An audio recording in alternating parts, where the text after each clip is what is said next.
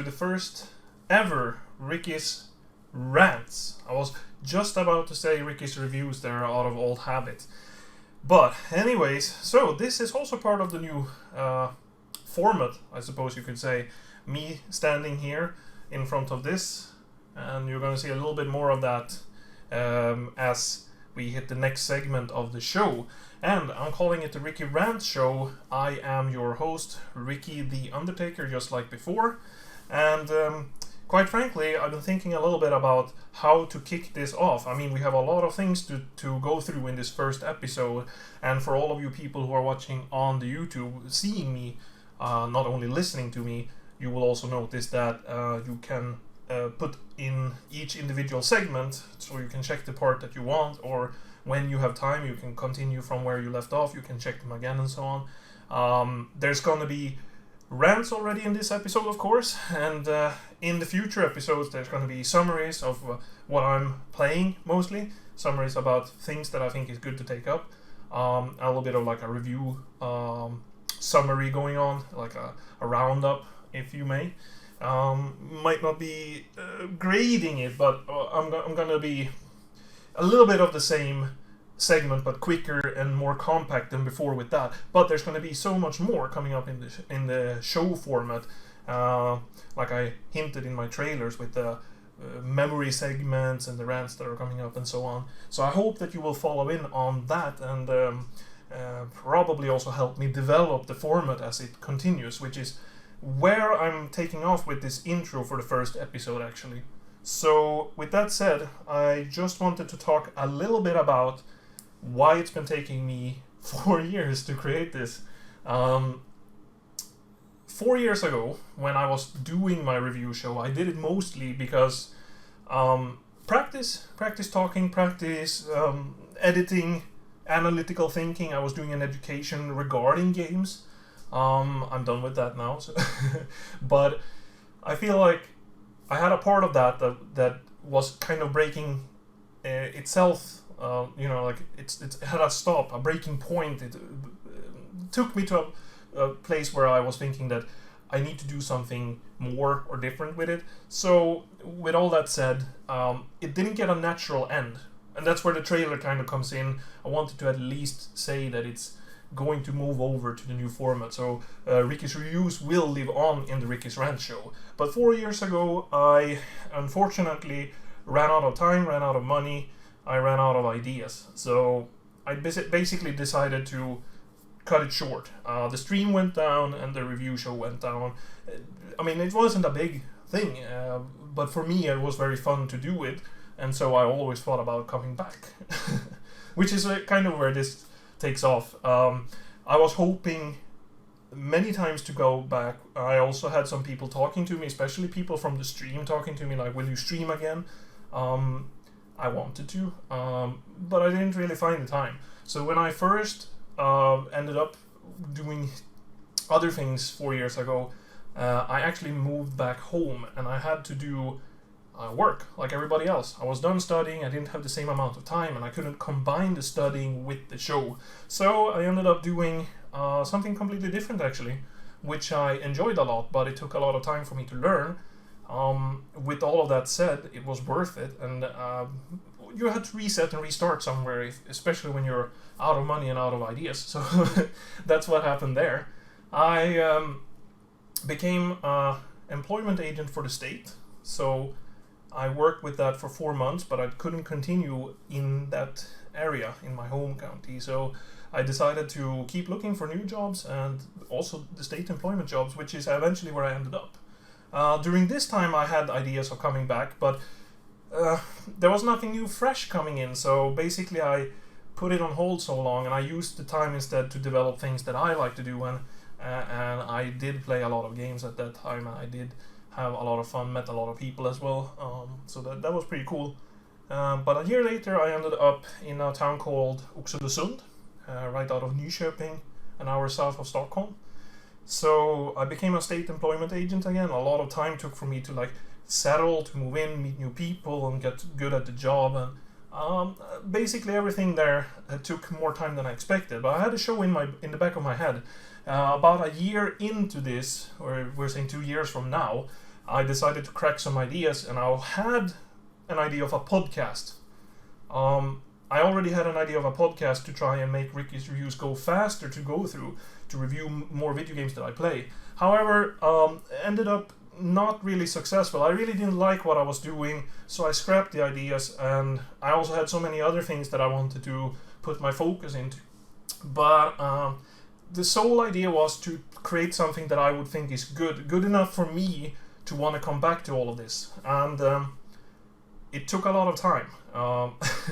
And I think that reviews are a part of me. Like, I want to talk about games, I want to say which ones I think are good and which ones are not, or if they are good for a certain audience, a lot of things like that. But I also don't want to overshadow the other parts. I had a lot of fun doing some like trouble with technology. I had a video about Kinect.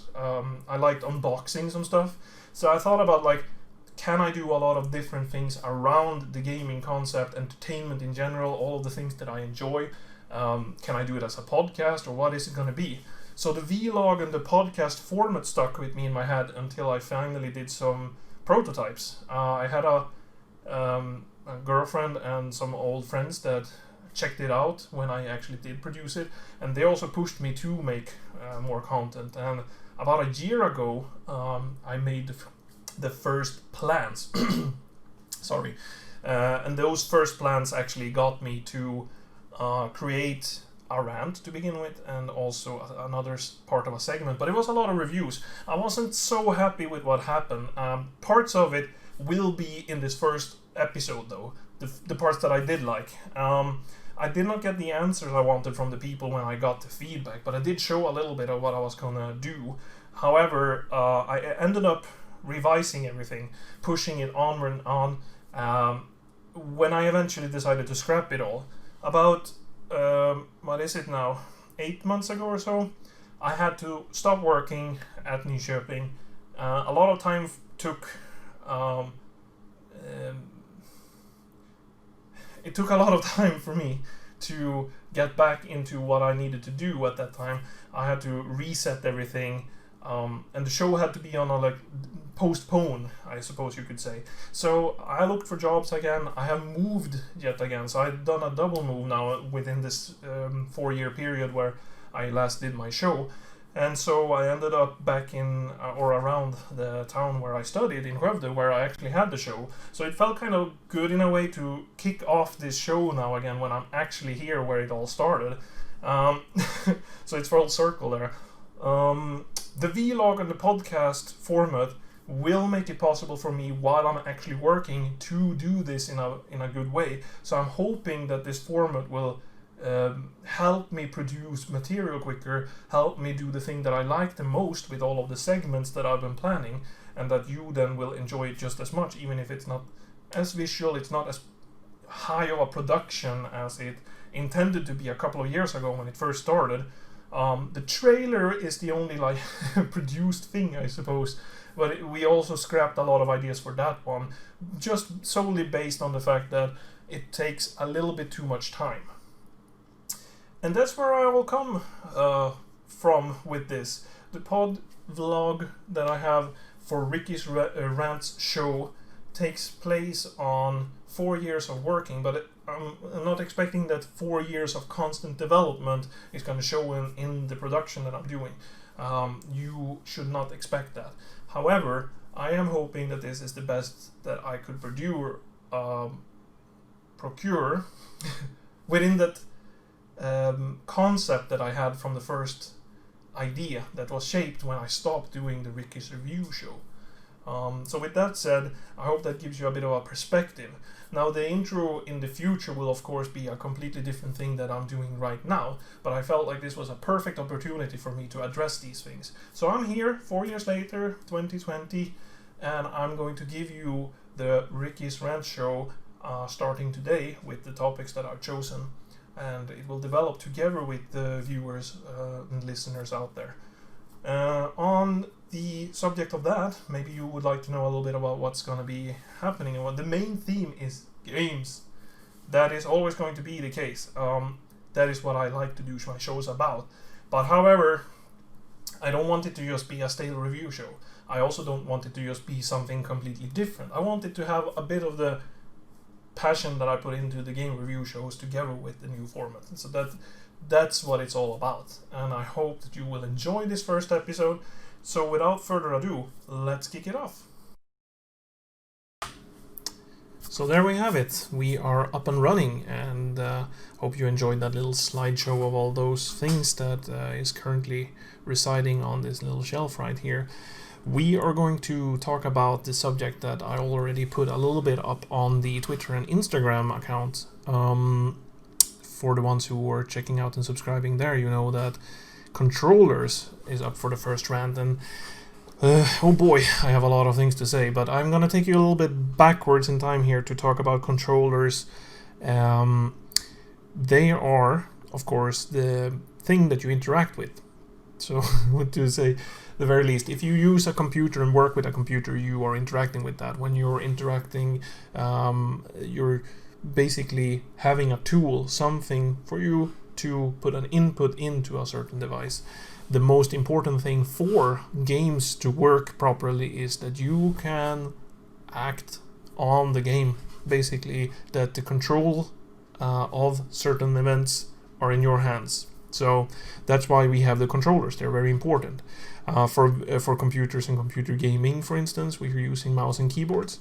And back in the very early days, we had the control sticks on the Amigas and the Atari knobs, etc. The first home console, however, that revolutionized things when it came to the more popular device that we are calling the controller today is, of course, the D-pad in the Nintendo Entertainment System, which, again, popularized the whole thing. Great controller, 2 buttons, a D-pad, start, select, not much more than that, and then a nice color pattern, if you ask me. The retro style is still to this day used when designing, retro inspired mini computers and other things. So with that said, we've taken a big leap in that area. Controllers are far more advanced now. We need more input, the more input as we are continuing to develop the video gaming systems and all the entertainment that we are interacting with. We need controllers to do the same. We've dabbled in motion controls with the Nintendo Wii, for instance. We've been there with the Kinect from Microsoft, where your body is actually the thing. Arcades already had a lot of experiments like light guns and dance mats, you name it. I'm even sitting here, hopefully you can hear me properly, but with this little wheelie here, which is also another way of controlling your game. If you want to really drive a car when you're playing a car game, wheel is the way to go.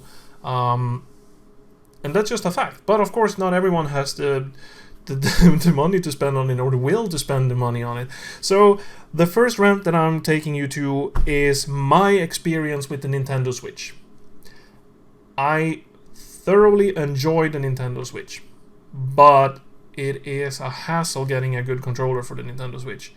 Even more so than most other systems, but I will say that most systems do have a lot of controller options. Not for the best always. Options means, of course, versatility means that it can cater more to your needs.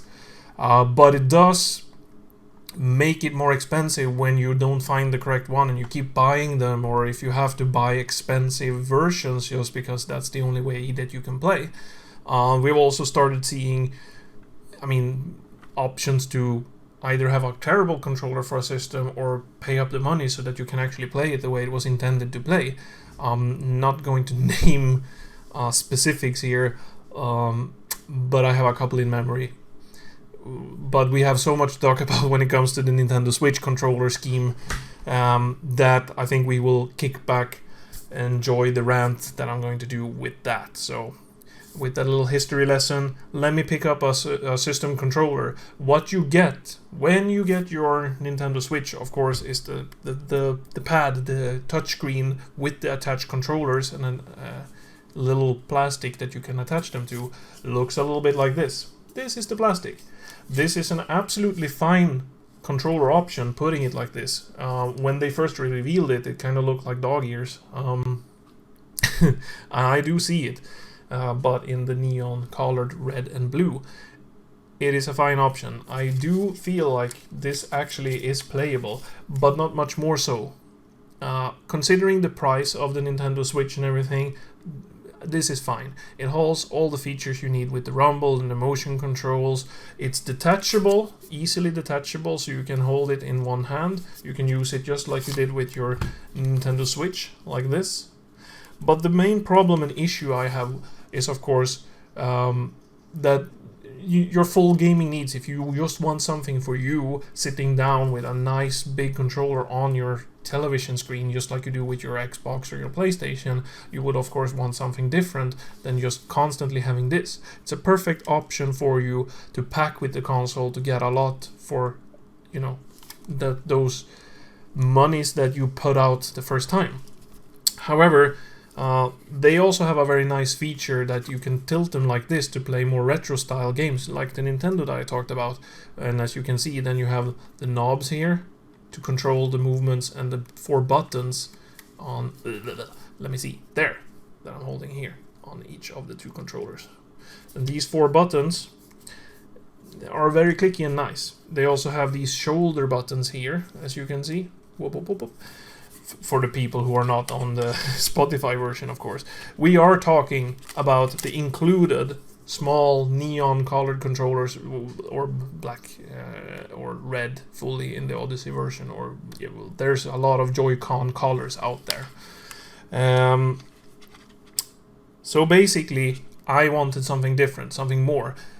And I do feel like most people who have a Switch at some point want to upgrade from these. It's just a fact. So, oh boy, it is a science project to go here. And it really frustrates me that I am sitting here, and this isn't all of them, but I am sitting here excluding the Joy-Con controllers with 4 different controllers, and I think I have about 3 more or so, and 2 others on top of that that can be used for the Switch. Now this is of course crazy, you don't need all of this, but I use them for other purposes too, and my favorite Switch controller is not necessarily a Switch controller, we'll come to that soon.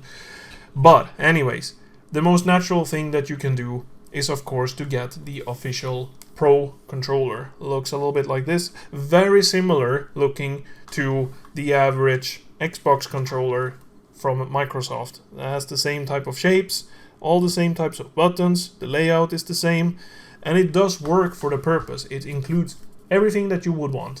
It has a nice little surface here to get a good grip.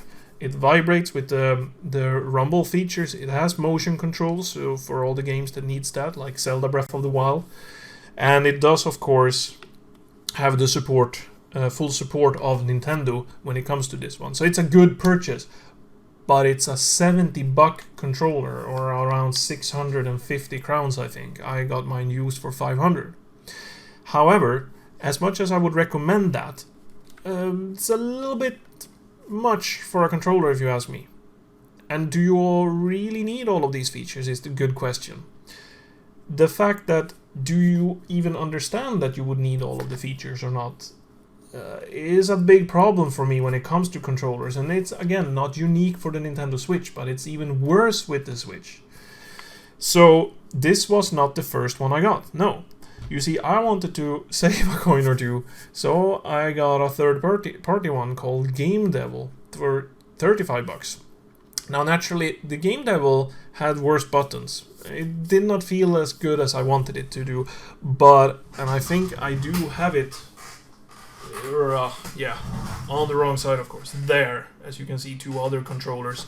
The Hori pad, which is a wired one, but the Game Devil controller is right over there. Not used anymore, but it's good. It does have wireless. You can actually boot up your system using that one. I'll come back to that later. And it does vibrate even better, in my opinion, than this one. So in many aspects, it's pretty good. Slimmer controller, so it's working better for a different type of hand. So, you know, that's something to consider. It has a rubbery surface, which may or may not be good for you. And another big problem with this one, though, is that the motion controls are terrible. I also don't think the battery life works that well, and just in general, I feel like you get what you pay for. It's a perfectly fine option if you need a Pro Controller substitute as a second player. Basically, if you have kids, it's also a very good option. And it does feature the main parts of it, so I suppose it was a decent purchase. But I, of course, was not happy. I did not want to change my controller just because I played a certain game, right? On top of that, I, of course, also have my partner. So we want to play games together, 2-player games. One person might not even want to use these. So on top of having the Game Devil controller then, or in the case of a Pro Controller, we would like another one. So I got, and this one is pretty, the Yoshi wired controller from Power A, and we're gonna get back to Power A very soon. This one feels great. For big thumbsticks like this is very great for me, and I do think that even if this one is a little bit squishy, the D-pad here is excellent. Problem is, it's wired and stripped of a lot of functionality around the controller. If you just need to play the games comfortably with a long-ass wire that comes with it, this is a good option. And of course, I like this one to have as an extra. If I run out of batteries or whatever, plug this in, it works perfectly fine. However, same problem as with the Game Devil, right? It does not feature motion controls. It does not feature rumbles. So playing Super Mario Odyssey or Breath of the Wild is kind of a pain in the ass with this one. But there's a lot of gaming you can do with it. So my hunt went on. Of course, I'm not regretting having an extra one, so that's not a big issue together with my Joy-Cons. And after I had failed with that one, that's when I got the Pro Controller. And I did enjoy my Pro Controller. I felt like, oh, this is great. But it felt a little bit off. And of course, the one who had the Pro Controller, I had a little bit of an edge in my opinion. Not against maybe the Game Devil one, but both of us who were playing in my household did not fancy the Game Devil at that time. So I went on looking for a special one. So Power A launched a cheaper version, still pretty expensive. This one in Sweden lands for approximately 550 crowns, which of course comes with a couple of features that some people may or may not like. It does have motion controls that work fine. It does have rumble that is really, really good. And it does have a button layout that is similar with the Pro Controller. And this version also has the link symbols. I don't know how well it can be seen here, but there's a link there with the green and the golden D-pad, which sadly is not the same style D-pad. It's different, but some people like it a bit more. Me personally, I don't really fancy it. It's a bit too clicky. And the buttons are more clickier on this one, but I like it on these buttons, not on the D-pad. Also, why did they make these so big and these analog sticks so small? Like, it's the same company, right? It's just an upgraded wireless version. Like I said, science project. But my girlfriend likes this one a lot. This is her go-to controller. It has one big negative side. It packs batteries. None of the other ones does that I've shown you so far.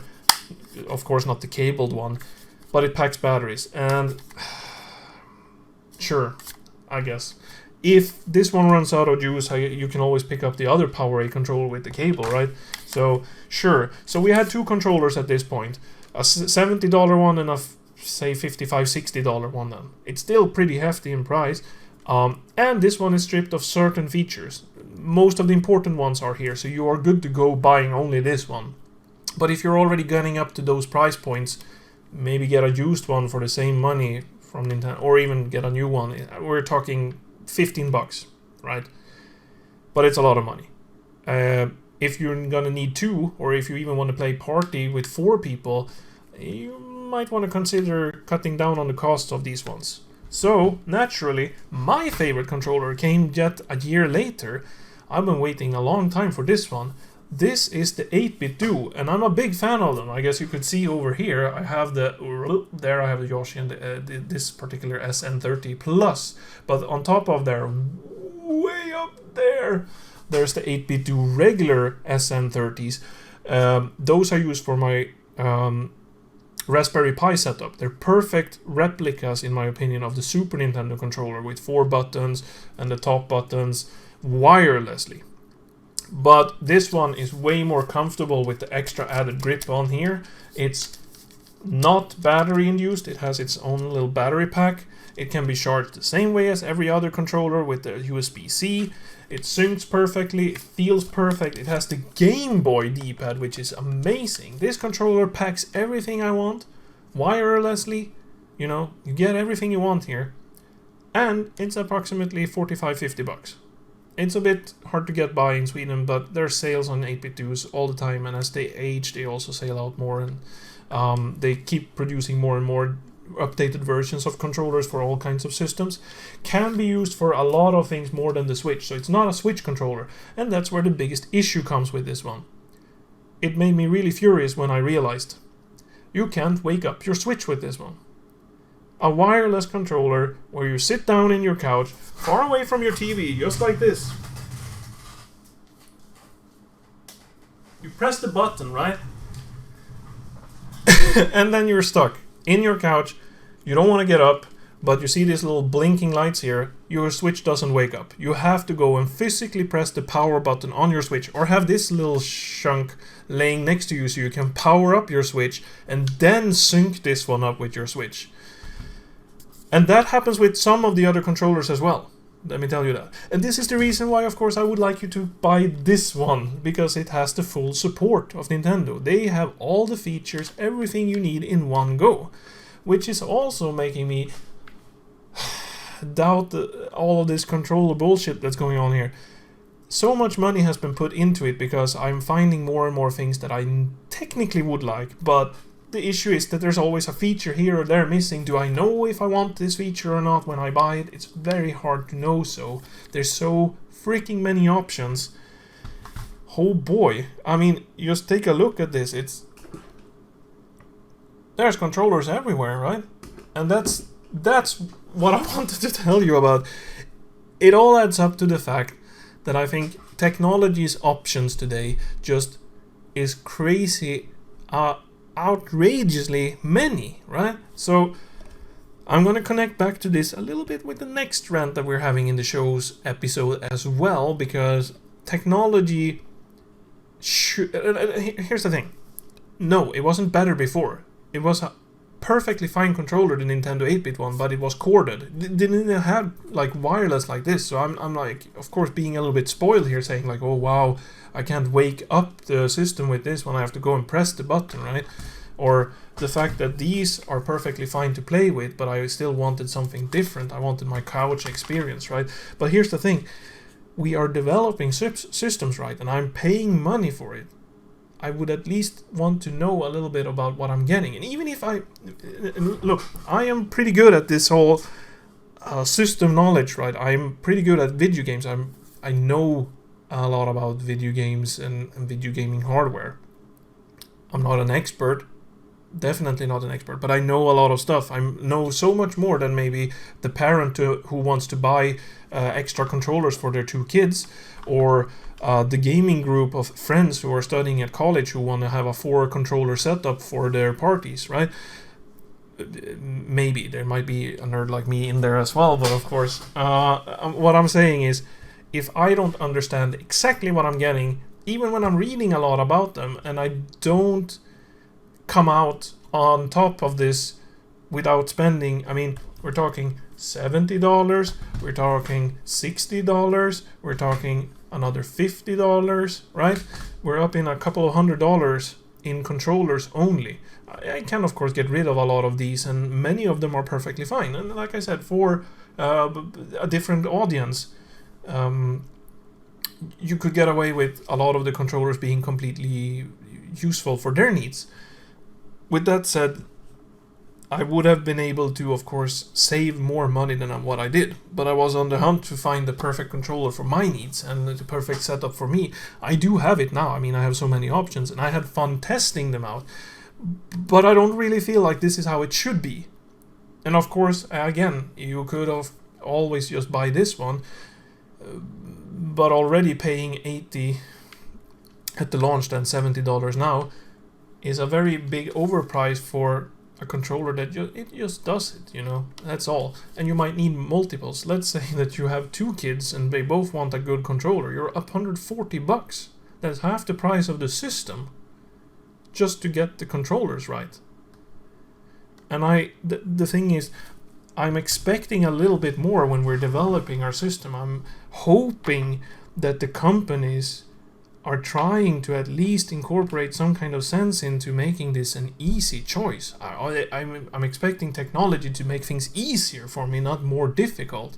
The fact that I'm rather putting up with this controller, right? I rather take this than the official controller is just a testament that something is a little bit wrong. And of course, every controller company who makes accessories are wanting to earn money, so they're all going to try and make their own controllers. And I suppose that competition also furthers the advancements when it comes to them. So I'm not completely against it. It's just very, very frustrating, the controller issue. And this is my experience with the Nintendo Switch. I'd say complete disaster and bullshit, but at least there is good controllers. There are systems that just didn't even have them. There are modern examples of it too. We were talking the Nintendo here, but Ouya, the Android system, came with a controller that's almost broken out of its original state. I have 2 of those controllers laying around somewhere, and I don't ever want to touch them again. You of course have the example when the first Sony PlayStation came out and they didn't have any analog sticks, but they had 3D games, so naturally they made a DualShock, which is basically how the PlayStation controllers look nowadays. They are copying their own same design, but there are so many third-party ones, and almost every console developer makes a pro controller each generation, and I'm always wondering why I should get a $100 controller when I have a $50 controller packed with the system. I'm even wondering why I have to buy 2 $50 controllers if I want to play multiplayer with my friend. But either way, that's it for the controller issues. We're going to move onwards in the show, and I think we're off to a heavy start here. I'm not going to get too angry or upset in the first episode alone. And I hope that you at least learned a little bit about the controllers for the Nintendo Switch system. Be wary before you buy. And if you have any questions about video game controllers, then hit me up with a message, right? I'll help you out. So let's move onwards. Right, so for this next segment, we are moving on to something I'd like to call the summary. Now, the summary is going to be a little bit different from time to time, but specifically this first time it's going to be very different, because it's a bit of a look back at what happened since last episode, right? And the idea of having something about that when this is the first episode is a little bit of a difficult situation. So I've already summarized the last 4 years, and I think that given those 4 years, I would have a pretty big summary to do. So I decided, of course, to skip the historical part of it and don't give the recommendations for all of the games throughout that time and talk in detail about specific games and so on. Instead, and this is the most game-heavy part of each episode, specific game analysis and review. So with that said, we are going to also have what's currently going on. So the focus is going to be like the current situation right now. What am I playing? What's going on in my life? The vlog aspect, of course. Then we are also looking at, from last time, have I maybe finished them, or am I still playing them? And if I have finished a game, what did I think? A little bit of analysis from it and so on. And in certain cases, there might be deeper yet analysis of a game, and then they're of course not in the summary. That's how I think about that, at least. But we do have a current ongoing, of course, because right now I'm on my 3-week vacation at the time of filming this, the end of my vacation. I'm trying to wrap up a lot of things. So basically I've been playing a lot of games. And in the next segment we are also going to take a look at one specific game a little bit closer, or rather in a very specific way. I am currently playing The Legend of Zelda Breath of the Wild. and I'm pretty much done with it. There's a lot of things to say about Zelda Breath of the Wild. I think that I'm going to postpone that one slightly further, but just generally not the type of style of game that I personally enjoy, but I will have a lot to say about that, and I think we are going to take a bit of a closer look on Legend of Zelda Breath of the Wild in a comparison video when we're looking at the Switch in a wider scope. So that's coming up. I'm also playing a lot of Game Pass games. I'm going to update you guys about quite a lot of those games as well. I'm running Rage 2, State of Decay 2, a little bit of follow-ups there. We have some indie games that I've been currently looking into, like Blazing Chrome, all of which I think are okay titles that might come in the second bin if we have enough time for the next episode. The most notable one, I suppose, of all the games that I've been playing recently that I think is worth talking a little bit extra about is the game Nightcall, because Nightcall I may have to take a rain check on. It's basically a game that puts you in a position where you follow a lot of dialogue, right? You are investigating your own assault as a taxi driver in Paris. These kinds of games was popularized with Papers, Please, a black and white style, detective style type of game where you use easy commands and read a lot of text to get a story, to get your character arc go through from the game. And so when I'm looking into a game such as this, I always think about the era of Papers, Please, and there's been so many of those games developed. And Nightcall is just very close to being a completely unique game, but kind of feels like a prototype or a beta of a title that was about to become really, really good. It heavily features a lot of things that I would like in a game, but it feels like it's just not there. That's where I am with the Nightcall game. I did mention Blazing Chrome. I'm not going to review Blazing Chrome, but I'm going to say, if you haven't checked out that and you liked games such as Contra back in the day, do check out Blazing Chrome, because it's perfection of that type of style of gaming. Challenging, it is really, really well made, and it's really kick-ass with a kick-ass soundtrack. I mean, everything you would like to have in such a game is present in such a game. So Blazing Chrome gets a couple of thumbs up from me. Now, in this format, normally on the ones I'm ongoing, I'm just speaking a little bit about the notable games and such things that I'm playing. In the summary of the games that has been played, that's where I put a bit of a deeper analysis. I'm going also to tell you guys a little bit about do I recommend it, do I like it, and also who I recommend it for. Is it a bad, good, or in-between kind of a game? And in which situations are they what? So, for instance, I'm taking the opportunity now to exemplify this by using a specific game. So, bear with me now. We are going to look at Heavy Rain. And that's because maybe in the next episode we're going to look at the whole series of games from the developer Quantic Dreams, who have been making these types of games for a little while, heavily story-branched narrative games.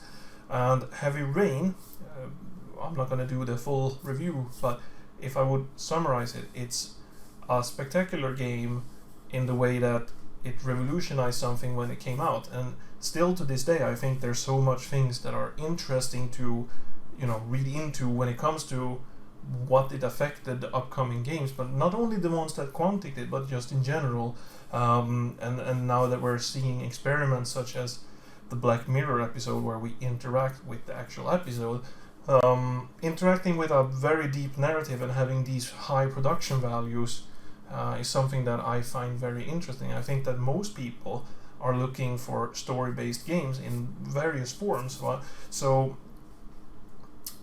Quantic Dreams, Heavy Rain kind of games as I would like to call them, was kind of, booted up there to the height of public opinion and views by Heavy Rain, and that's why it's an interesting piece of gaming. So basically, I think it's above mediocre. I do recommend checking it out just generally. If you're just a general gamer that likes to try out games, it's not that expensive to get hold of, so do yourself a favor to look at it. And there's also a little bit of like trailers, but don't spoil it, because that's half the fun, to like figure out the different parts of the game. If you don't like story-based games at all, just skip it. That's just how it is. And if you're a fan of story-based games, it's a must-have, because it's taking it, forward. Heavy Rain is a must-play in my opinion. So for me, being a story-based gamer, it's a must-play, but not a favorite of mine. It's just one of those that I highly recommend and remember. But a little bit of a over-mediocre kind of game. At the time when I first played it, way back, it hasn't aged as well, I must say that. But at that time, I would consider it a good game. And I did get it. I bought Heavy Rain for the PlayStation 3 when it came out. And they've experimented and dabbled a lot with it, so there's a lot to, increase into that. So, if you want to play with Move controllers, or if you want to play the upgraded version on the PlayStation, there's that opportunity now, so I would definitely do that. So, with using Heavy Rain as an example in this segment, I think you now have a grasp of what the summary will be all about. So, without further ado, we are going to move onwards. But I hope that the next time this is going to be the meatiest part of the video, where we are going to talk a lot about video games, where you guys will also get to listen in a lot about, what I find interesting. And if you think that this specific episode had a little bit of parts here and there, that's the point, because I want to showcase most of different types of themes that are going to be put up in the episode. And I do want to tell you that yes, there will be analysis of games, there will be game talk, even though this episode has a little bit less of it than normally, just for the fact of it being the first one. So hang in there. Anyways, let's keep it rolling. Okay, I'm taking you onto something of a subject that is completely new for the Ricky's Review Show. So bear with me now. I'm calling this segment Confessions, right? I am going to confess something that might be very curious to you. So I'm going to actually go and show you here, behind me. I am a big Nintendo fan, especially the Nintendo Switch. I had a central part already in the episode, and it's going to appear a lot in the show. You see my collection of Nintendo stuff, you see the Switch games that are right there, and you see right up there, my pride enjoys the collector's edition, of course, of the Zelda Breath of the Wild, the really big Breath of the Wild game. You have the two statues of the main characters and the Master Sword in between. And as much as I love the art, I love the statues, I own the game, I bought it on release day for the Nintendo Wii U. I played it a little bit, 10, 12 hours or so, I think. But it did not run super well on the Wii U, in my opinion. It was an open world game.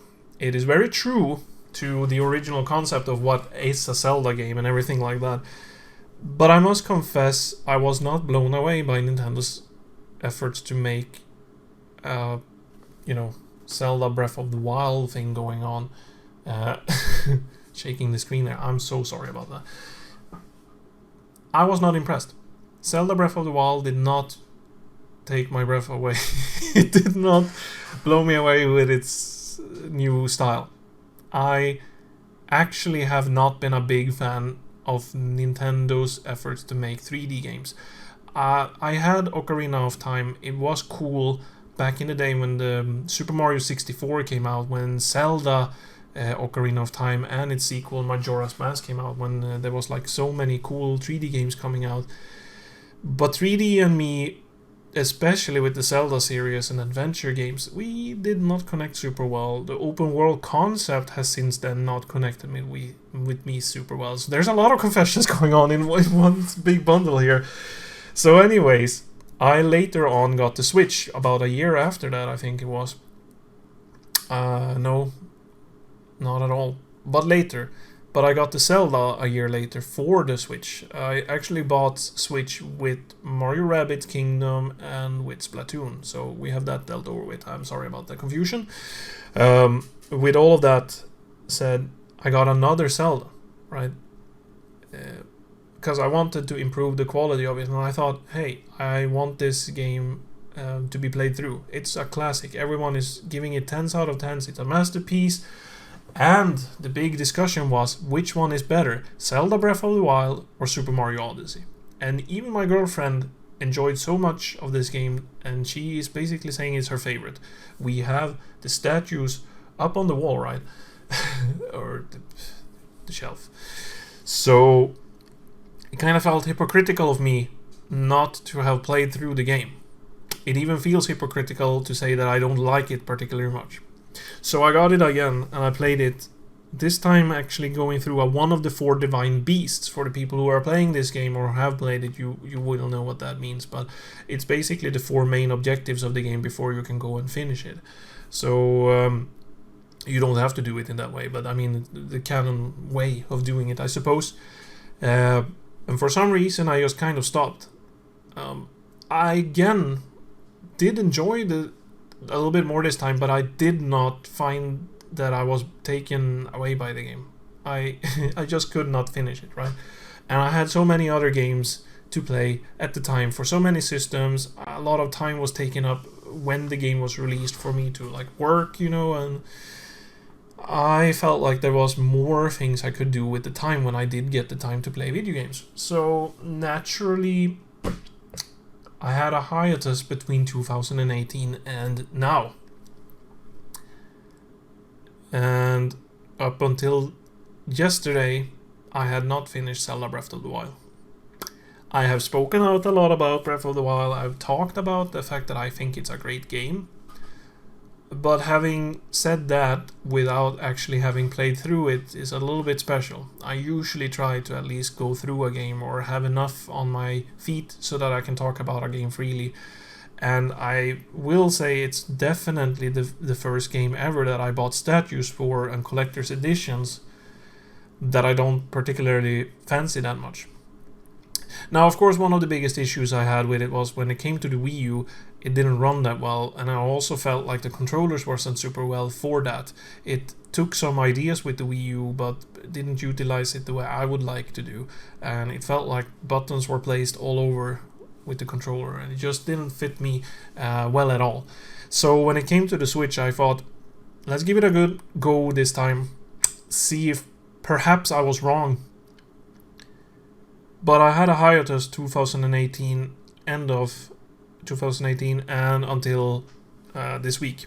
When my vacation started 2020 and I knew that this show was in the making, I decided that the first confession segment has to be about this. It's my biggest confession as far as I can think about. But I might have more coming up, so we'll see about that. So I'm not promising that this might be the biggest one, but either way, it is true that I have now beaten the game, and it is good. But not much more than that. I am going to talk maybe a little bit more about Breath of the Wild in the next episode, because every episode is going to be divided into parts, as you might have noticed, and I'm going to have a title on it, not for the people listening in now on the podcast, but for the people watching me on the tube when I'm talking in the vlog format. So then in the summary, when I'm talking about the games that I've been playing since last and what's going on at present, well, then Zelda Breath of the Wild is probably going to be there. And in the present segment that you are connected to this time, even though it's beaten, I just mentioned it quickly. So with all of that said, I do feel like it was a huge deal for me having had that one for years, right? Like 3 years or so laying around and not being beaten, and I didn't know too much about it in general. I tried to keep away from spoilers. I watched the event Zeldathon each year, where they go through all of the Zelda games, right? And always skipped the Breath of the Wild one. I did not listen in on when my girlfriend played the Zelda Breath of the Wild one. So I guess it was kind of important that it had to finally be happening. And I did feel quite bad about not playing through this one. But it is overrated. And that's the thing. When a game does not suit you and fit you, it is very difficult to get through. And it is like one of those experiences. It's one of the major sellers on the system. So I mean, it was difficult not to, engage in conversations around this game, to engage yourself within the game, and basically saying, I personally don't think that the game is that great. Alright, when YouTube personalities are constantly making videos such as which one is better, which one is the biggest masterpiece that Nintendo produced for the Switch in these first years, is it the Super Mario Odyssey game or is it the Zelda Breath of the Wild, right? Everyone, I think, felt like it was a very close call. Breath of the Wild was majorly on the small advantage side of being favored, right? And I was like, wow, way off. Like Super Mario Odyssey, woof, I love the Mario games, right? Of course I'm biased here, but I just couldn't see it. And perhaps I'm gonna do a segment about Breath of the Wild versus Super Mario Odyssey as time comes by. But I do confess to all of you, I had not played through Zelda Breath of the Wild. I bought it in 2 versions, had it for over 3 years, bought 3 statues for it, love a lot of things with and around it, and it's the savior almost of Nintendo because this is a console seller, right? But I had not played through it.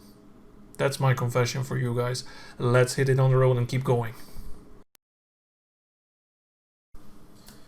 Okay, so for this next segment then, we are going to look at a follow-up problem with what I was talking about when it came to the technology before, about the hand controllers and how you have a very hard time finding the correct things for you. So if you're a parent and you're buying hand controllers, you know what I think about that.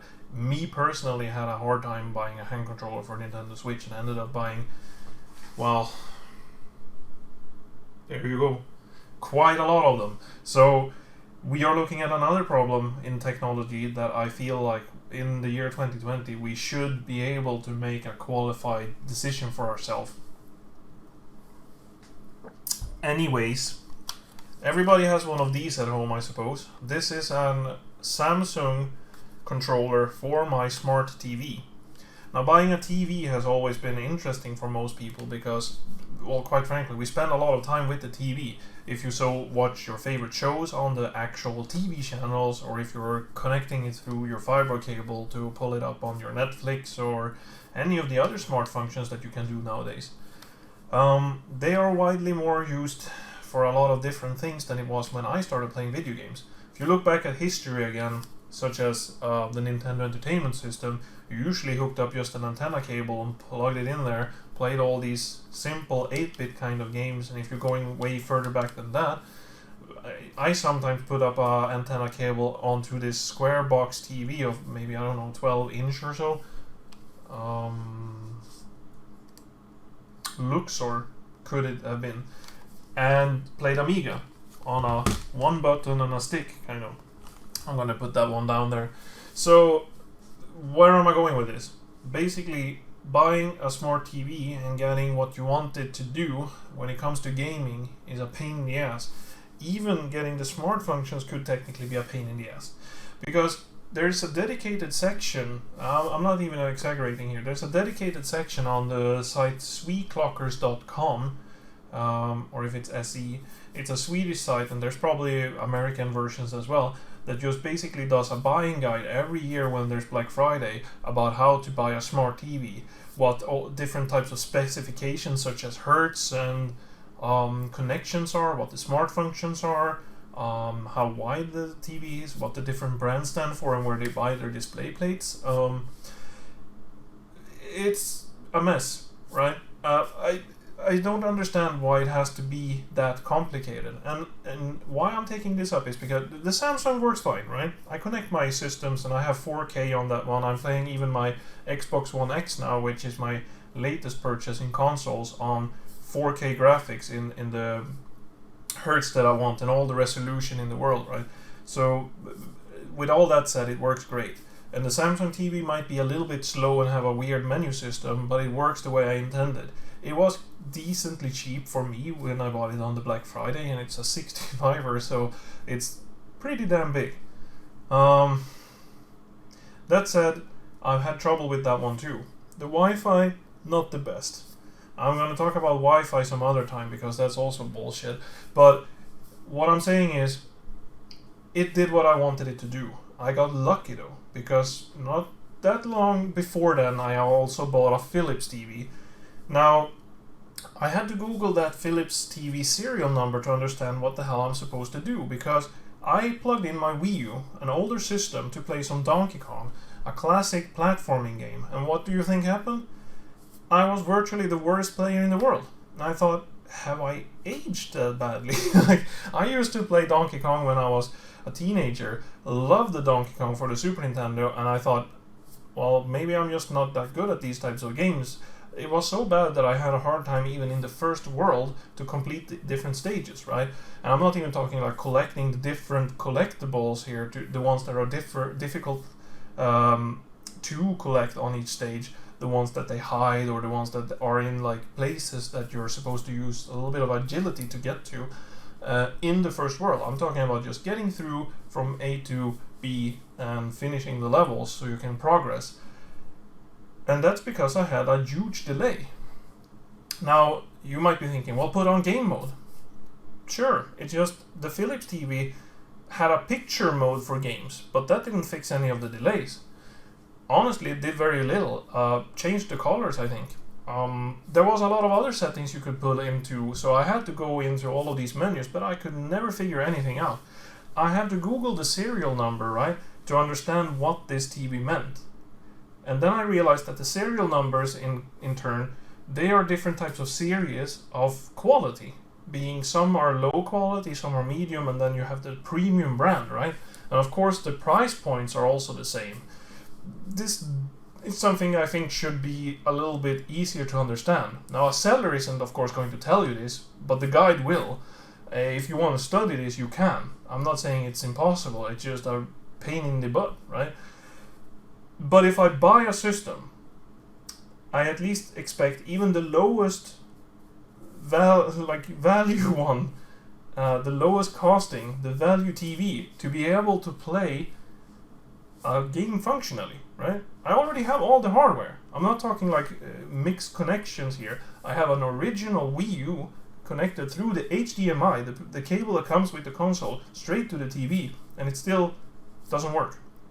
Now, one good thing with the Wii U is that it has the screen, so you can try out the delay, because you can play it without the TV. And then all of a sudden I realized, oh, well, this is how the game is supposed to be, right? Everything was fluent. So naturally I had to try all these kinds of weird things. There was other people who had already done settings, but of course not all of these settings were done with the mind of playing video games, because they're multi-purpose.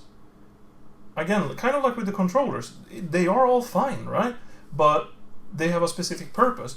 Now in this case, I think it should be pretty easy to just have a couple of settings on your TV. There are quick settings, right? The game mode, as you spoke about, Mr. Undertaker, that one should be possible to put in, right? Yes, that's what I thought too. But here's the thing. As soon as you put the game mode on, it shuts down some of the functionality and could improve the TV, but it depends on the brand of the TV, what it is they do when they have their mode. On the Samsung one, I don't even need the game mode to make it function properly, but it does make it better, because certain functionality that I actually do use now is only possible when I'm running game mode on the Samsung. Specifically when I'm using it for the 4K capabilities to set which type of 4K I want when I'm playing on my Xbox One. That's not to say that the Xbox One wouldn't run fine just without it, and to be honest, you don't even need the 4K. You can just play it full HD as well. And if you are, like most people, I suppose, just happy playing video games, you don't really want to think about all of these things, right? You want the TV that you buy to function. And of course, I'm not expecting that maybe my Philips, who was in a lower segment now, should be able to do all those fancy stuff, right? But here we're talking about just connecting a certain functionality. So anyways, take us back to the forum. I finally found one person who was talking about more gaming related things when it came to that specific Philips model. I was about to sell the TV before because, quite honestly, I thought that it was bad. Then I figured out that it's not about the game mode at all. It's about the computer compatibility mode, which is a setting with just one on and off switch. Very hidden. I don't even remember where I found it now that I think about it, and it's definitely not in any of the quick settings for picture or sound or functionality for the TV. You have to go into the main settings of the TV, which actually shuts down the picture and goes into setup mode of the TV. There I had to go and struggle a lot just to find a way to play. Now, this does not only affect the Wii U, because I played one game there, right? But I like retro gaming. I'm standing here and I have so many different systems already here which would work just as terrible. And the one that I wanted to work on the Philips TV was my newly acquired one-card PC that I put in an old Nintendo shell to make it look nice, the Raspberry Pi, which is an emulation station for pretty much every system prior to the N64. And that, of course, didn't work at all. It took so much time and effort just to get one basic functionality. The cruel irony of it all is, you would think that, okay, well, just buy a better TV, right? I had a SweatX TV, a no-name brand pretty much, that produces TVs south of Stockholm for a very low price. They also do computer screens, one which I'm standing and looking at right there. And the SweatX TVs are known for being a little bit too cheap. They're just a frame and a picture pretty much, and the settings, you have to do so many settings just to get them to work. And I do agree, they are very wonky. I am actually standing here with the SweatX controller. Sorry about that. This is the SweatX controller for my not TV screen, this is for the computer one, but it's the same controller even if I had the TV version of the same TV.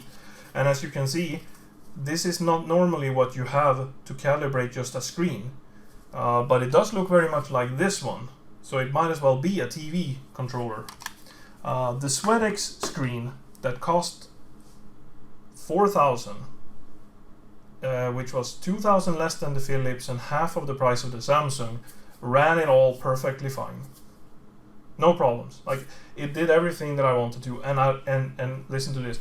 On basic settings, I had to do absolutely nothing, just hook it up the same way I said.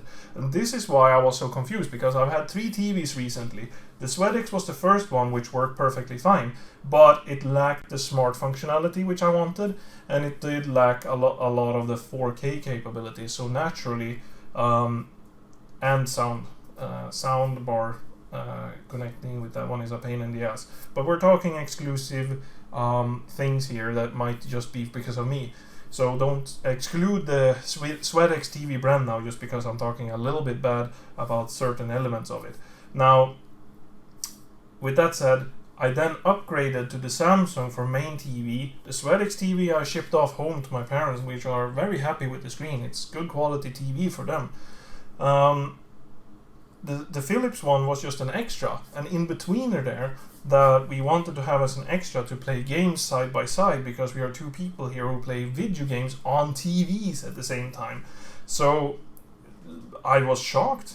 Literally, no one wanted to play specific games on that one, unless of course the delay didn't matter, which in certain cases it doesn't. When you're playing modern style games, they might even be so slow it doesn't matter at all. Or if it's a turn-based game, a little bit of delay, you won't even notice. Because, as I said, when I played Donkey Kong, I didn't notice. I thought I was bad, right? But it's because you don't necessarily see it, but you can definitely test it in many various ways. The thing I'm saying is, why is it so hard for me to buy a single TV for a certain simple purpose, right? Of course, I could just skip all of this and get myself prime TVs, but let's be real here, we're not all made of money, and already having so many different TVs to choose from, in this case 3 then, but well, only 2 that I actually own, one of them was resold, so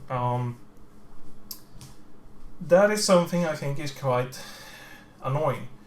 It should not be this way 2020. If I'm gonna get myself a TV, right, I should be able to know exactly what it is that I'm getting in a simplistic kind of way. I should be fairly certain that if I pay a certain amount, I'm getting this, and if I pay a little bit more, I get this, and if I pay even more, I get this, right? In certain ways, they have managed to do that, because, again, the serial number, right, which some of you may or may not know, but here's the fact. If I want to pay 5,000 extra, just to be sure that I'm getting good quality, then we're talking quite a lot of money for something that I think should be something I should be able to take a stance for. If I want to buy a smaller TV like the Philips was, a 40-incher, on a mid-range, and Philips is not a bad name brand either. Philips is big, right? It should at the very least, connect my basic functionalities. If I of course wanted it to plug up to, let's say, the latest, coolest system, well then maybe I need to check out if it actually does have the connection capabilities. Maybe I need a better cable, for instance, for my system, or maybe I need a specific TV that has quality components to get the best Wi-Fi so my streaming service would work. I'm okay with all of that. I'm just not okay with the fact that I don't know where the line goes and that they are not really telling you, and you have to do so much research to get certain basic functionalities to be there. Like again, when I played on my antenna back in the day, and it wasn't of course perfect, I'm not saying that, but I could play the way it was intended to be on pretty much any TV set. The difference was the quality of the picture maybe, or the size of the TV, how long it lasted, which is, of course, if I buy something cheaper, it might break down. That's just the way it is, and I'm okay with that. But I am definitely not okay with the fact that I don't understand what my TV is capable of doing when I'm hooking it up to a multitude of systems that I'm paying a high amount of money for. And again, these are my hobbies, right? We pay money for everything differently. But it is quite important that the technology that you're using, if you're playing so many games, if you look at this again and see all these kinds of systems and all these kinds of games, you would at least expect to be able to hook them up into something. So of course, if I just buy one specific very expensive TV, I'm certain that it will work. And that is of course an option, but it's an option that I think is a little bit bullshit that I would have to do just because I don't understand the difference beforehand when I'm searching at the thousands of alternatives out there. Anyways, it's the same as with the controllers, and that, in my opinion, is technology when it's not doing you a favor. That's a bummer. Now, I'm gonna take you down to memory lane, so stick around. So, I am once again a little bit closer, hopefully with a little bit of better quality as well. And for this segment, I am getting in a little bit closer and going to sit here reminiscing a little bit. We are in the memory segment, and I wanted to take a small part of the intro of this one to explain a little bit as well. So in this case, memory segment is one of the parts that I thought most about when it came to the new concept. Basically, what is it that people don't do when it comes to gaming and entertainment? What is it that matters the most to me when I like things about games, or when I speak about games? Why I did the things that I did, like, and who I'm speaking to daily. That's when I realized that memories about stuff is our way of sharing stories. It's changing. And video games is a very big part of every day of my life, extremely big one. entertainment in general is very big. I love movies and everything that you could call crap culture, I suppose, and thus I wanted to dedicate a lot of time to subjects that most notably feels like I want everything to be personal in some kind of way. Most of the segments up until the point of this episode is of course things that are personal to me in the way that I'm sharing about things that I think I'm pretty good at explaining or thinking about. But this part that is coming now isn't anything that's that much analytical, and it could be anyone's memories really. And that's the thing. I want more segments that are going to be about things like this. About memories, about experiences, and hear a little bit about maybe what other people have had specific experiences with that just, those things that are magical or shapes your opinion about something. And I think that we all have quite a lot of those if we dig deep. And I'm going to share and do that to try and explain a little bit why I'm sitting here putting so much time and effort into these things throughout these historic memory moments with you guys. So for the ones who actually follow my other show and the stream, you know that I'm playing quite a lot of card games. This all started with, of course, Magic the Gathering, but I did play a lot of regular cards as well, and that's been coming back to me throughout the years, playing different types of card games. But the one I guess that shaped the most of the time for me is the Magic the Gathering period of time, where that is the more modern kind of card game that we're seeing most being produced. When someone speaks about card games, especially when it comes to the digital versions, we think about the era of Magic the Gathering as the forefather of that, and not the actual 52 card deck that are used for, poker, bridge, those kinds of things. But for me, that was the first real big one, and I think it shaped a lot of the experiences and all of the games that I've been playing since then. Hearthstone was the big one for me. Put down a lot of time on the stream playing Hearthstone from the perspective of a previous Magic player, and not one that's like, I never competed in Magic, because when Magic was at the peak, I was still pretty young. I could have competed, I suppose, but it was also a very expensive game. You had to kind of be there having the cards from the get-go and just keep collecting, right? Or buy up the really expensive one, and I wasn't ready to do that or commit. I honestly don't believe that I was that good at the specific things that came with Magic, but I do think that my analytical mind shaped a lot of things when it came to how I perceived the card game and how I looked at, I guess, physical games, board games, card games.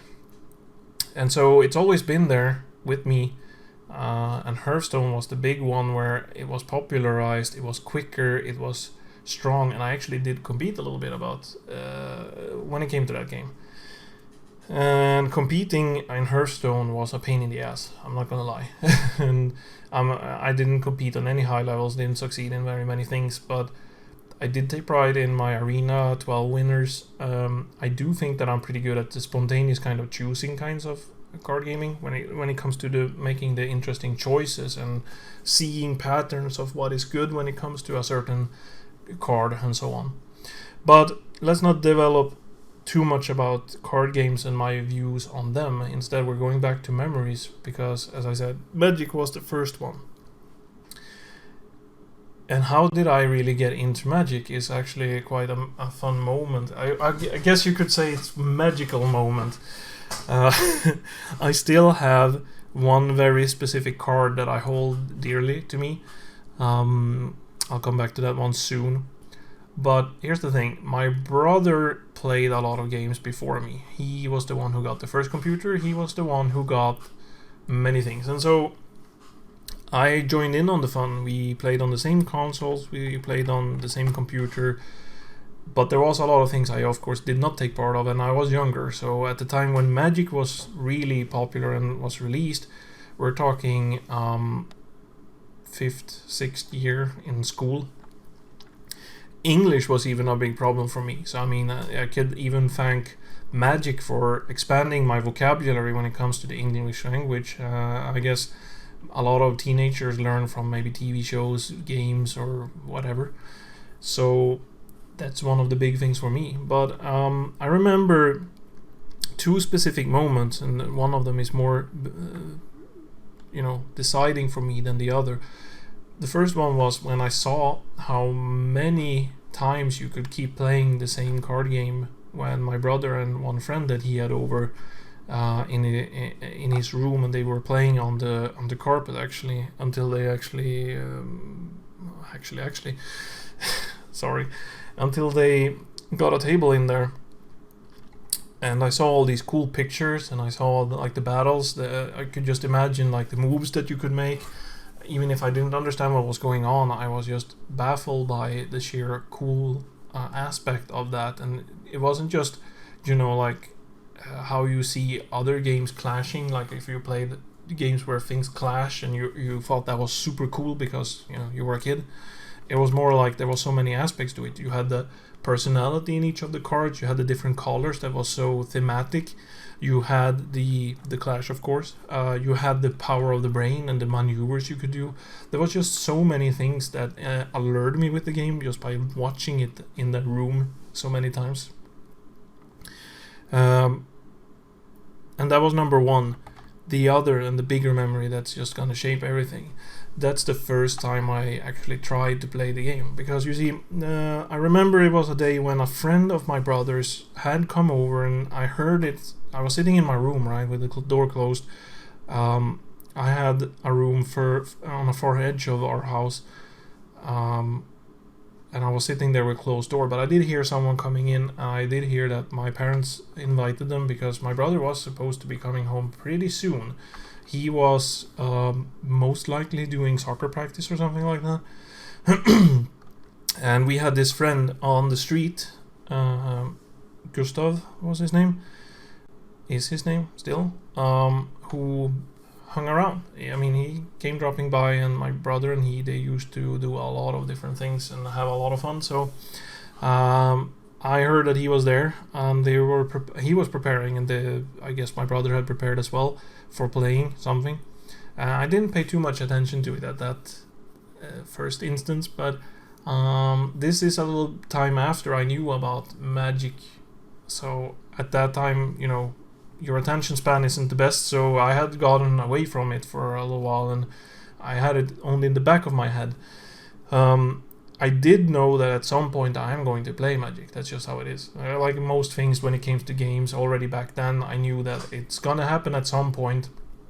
But it it happened this night. So shortly thereafter, for some reason, I went out into the kitchen, and he was waiting for my brother sitting at our kitchen table sorting out his cards. And I saw that he was just looking at one specific deck of cards. And in Magic you create decks of cards of at least 60 cards, whereas you have lands to play out different cards, and then you're trying to get your opponent down to 0 health. And that's the basic gist of it, but there's so much more. Then I guess he was reviewing the 60 cards then in his deck, and also his collection, to see what you can do. And I suggested that I could take a look at the game's cards. I don't know why, and he usually was very friendly when it came to these things. A very fun kind of guy that didn't mind, trolling around, as we say now in the modern internet era. And so me being 6 years younger, it wasn't a big problem.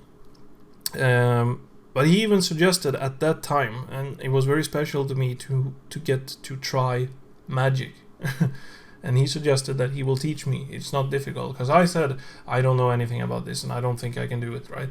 But he taught me, and it was basically him playing against himself through me. But that in itself was a memory that just shaped everything, because I thought it was so freaking cool. And I got to play red. I had this completely useless orc that I played out and that I thought was so cool, but I didn't understand why he got scrapped upon. And at this point, Magic was in its first steps, right? So everyone was just trying out different types of cards for no apparent reason, I suppose. So there was these very not expensive in cost, in money cost, but many expensive cards on the board that didn't do that much, or at least we didn't understand how to utilize them in some kind of combination. But it was fun. At that time I understood very little, but I had so much fun, and seeing all these cool pictures already then, that I just nagged every single day from then on about getting a deck of cards. And I know that this moment was what actually, you know, got my dad to have to buy me the starter deck. I chose green because green had all these like mammoths and animals, lions, tigers, but not like the somewhat typical, but these fantastic ones. Like, it was just magical. And green is still one of my favorite colors when it comes to card games. And I got one of the cards, and I kept it. It was a useless card, and I think he realized that too at that time. And he had even written on it, and I still have that dotted bullet point pen scribbles on a card that makes it completely useless, because you can't even use it then. And it has a funny message in Swedish on it and everything. It's like completely stupid, but it makes me laugh every time I see it. And it takes me back to the day when the first time I set my eyes on Magic in the kitchen on a light wood table, with some oil treatment on it. We had removed the roller from the table, and we played 2 matches of Magic. I lost both and had so much fun. And I'm sharing this because it has shaped my life almost, I guess you could say. Magic started a trend of me playing card games. I was at the very top, 12 years old at that time. I'm now 30 and I'm still playing card games. Legend of Runeterra is out now. That's the latest one I've been dabbling into. Not so fond of the competition in that one as I was the same with Hearthstone. But I wanted both of those two to be really great. And I'm always investigating these card games like Magic, like Hearthstone, Shadow Wars, you name it, in Runeterra now, Gwent from the Witcher series, and it's just so much fun to know that it all comes back to this little memory when I was a kid of 12 years old. And there's this thing that pops up every now and then on meme sites and funny sites that says, it's like an anti-drug message, I suppose you could say. And it says, teach your kids to play Magic the Gathering, then they will stay off drugs, because they won't have any money for drugs after that, because they will spend all of their or all their money on their cards, and the cards are so expensive. So that's a life lesson taught. Teach your kids to play card games, because they won't do drugs after that. And I hope that you enjoyed listening to me reminiscing about this specific memory, and I'm taking the chance here as well, in case of the rare situation that maybe Gustav from our street would listen in on this. Thank you for showing me how to play Magic, even though it most likely was quite a bad lesson, but it was very influential for me, and it shaped a lot, and it's just very nice. It's a fond memory for me, and I hope that you guys also have a lot of these things, and maybe me telling you a story about this makes you think back about something that you were spending a lot of time with today, or something that you prefer, or something you like very much to do still, or at least have put a lot of time and effort into in your life, that you then feel the same with, that there's like this key moment, or moments maybe, or some trigger throughout your life that just made that thing happen, that's magical to you. And I'm gonna keep pulling out of my life, my history bag, to see if I can find more of these magical moments. I think I have at least a handful of them that I can share with you to at least explain why it looks like this behind me, right?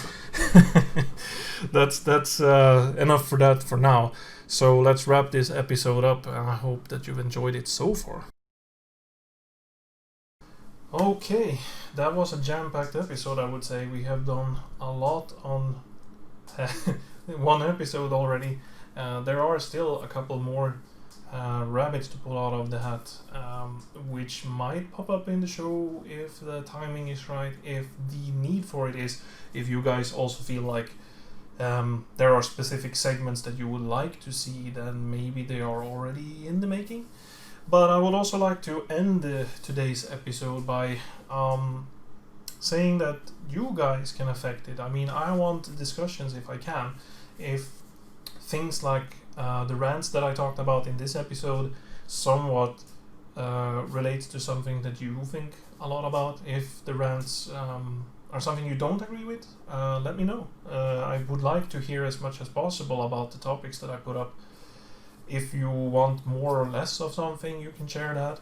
Just see that in the description you have everything that you need. You have the Instagram and Twitter, you have the options to watch this on the YouTube, of course, or on the Spotify, depending on which one you're choosing, or any of your podcasts, really. You have all of the deets in the description below.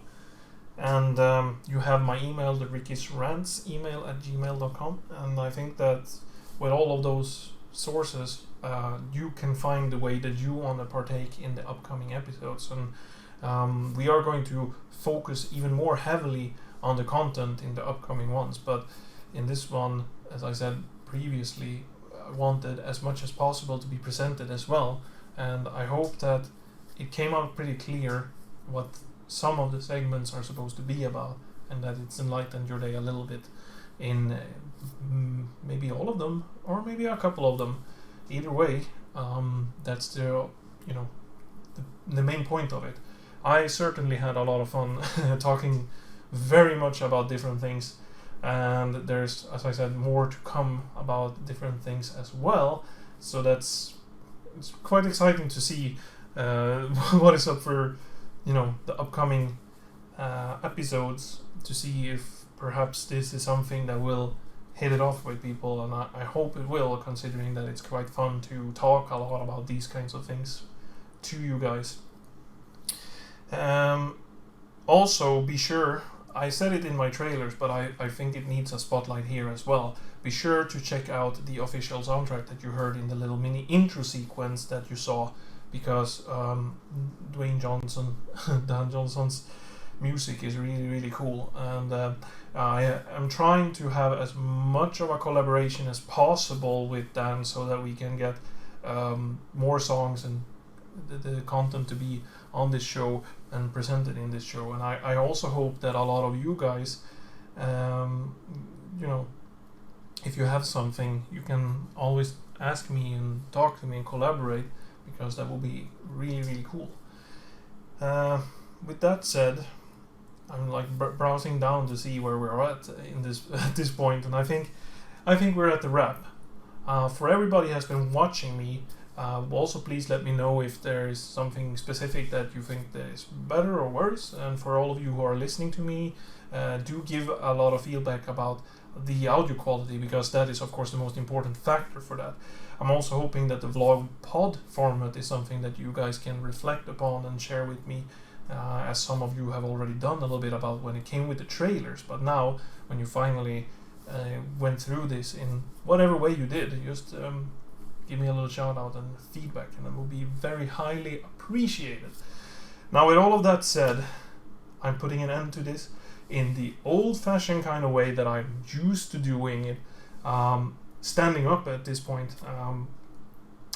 The Undertaker is out.